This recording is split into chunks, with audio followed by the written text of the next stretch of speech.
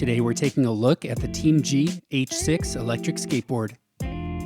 So overall, this is a fairly standard electric board with a few not so standard things that help set it apart. The first thing to note is that this is a pintail style board, which if you regularly ride longboards or other cruisers, you may have some experience and be more comfortable.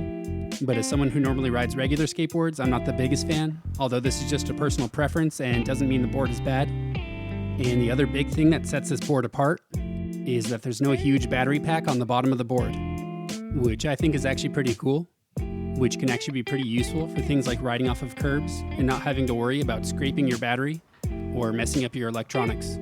And finally, the last main thing that sets this board apart is the remote.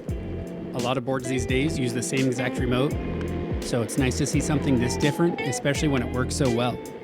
On the remote itself, you have a power button, a toggle for high or low speed, a nice smooth rocker for acceleration and braking, and for some reason a little LED light, which I didn't really find useful, but maybe someone else can find a good use for it. And on top of all of that, you have an LED screen, which is good for keeping track of your speed and your battery life of both the board and the remote. So speaking of speed and battery life, this board is advertised to go 18.5 miles per hour, and in my tests I got to 18, which is pretty good.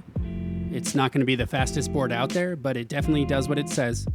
As for battery life, this board is advertised to go 10 miles, and I ended up getting just about 7.5, although this did involve going up several moderately sized hills, and with an average speed of about 13 or 14 miles an hour.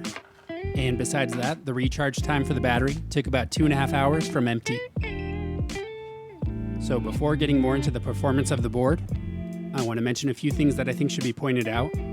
Because the battery is entirely within the deck of this board in order to hide it, it makes it considerably less flexible than others, especially considering the length, which could be a pro or a con depending on what you're into. For me, I personally like a little bit more flex in my decks. The trucks and wheels and bearings all seem to be good quality, although I did find the trucks a bit stiff when they first came out of the box, but I just ended up loosening them a bit and it was all good. The board does have somewhat of a slight concave, but probably due to the shape, it was pretty subtle. So once again, it's a personal preference, but I do prefer boards with more concave. But considering the fact that the battery is hidden inside the deck, and that the single hub motor is pretty strong, a few of these little nitpicks didn't really ruin the experience. So when it came to actually riding the board, it was pretty good altogether. Like I said before, it's pretty fast, but definitely not the fastest. Once I loosened up the trucks, handling was pretty good, and there wasn't really a problem of getting wheel bite because of the pintail shape. And as for hills, this board is supposed to be able to handle 15 to 20 degree inclines. However, I did find it struggling even on some really mellow inclines on a full charge. So that's definitely something to keep in mind if you live in an area with a lot of hills.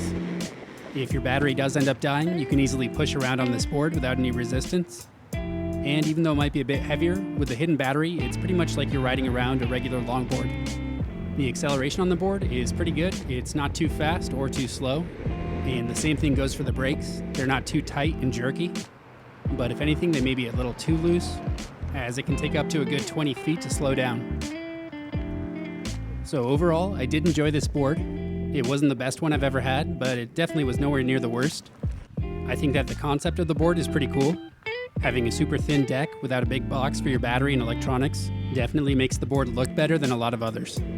That and the cool remote are probably the two main things that set this board apart. Although besides that, performance-wise, there's not really much that stands out. So if you're more of a casual rider and you're not really using this for commuting or anything crazy, then I would definitely recommend it. So hopefully if you're in the market for an electric board and you saw this video, it helped you make a decision one way or the other. But either way, these were just my unbiased impressions of the board. As always, I'd like to thank my Patreon supporters for having my back. You guys are awesome. And besides that, I'd like to thank you for watching, and you can like and subscribe if you want.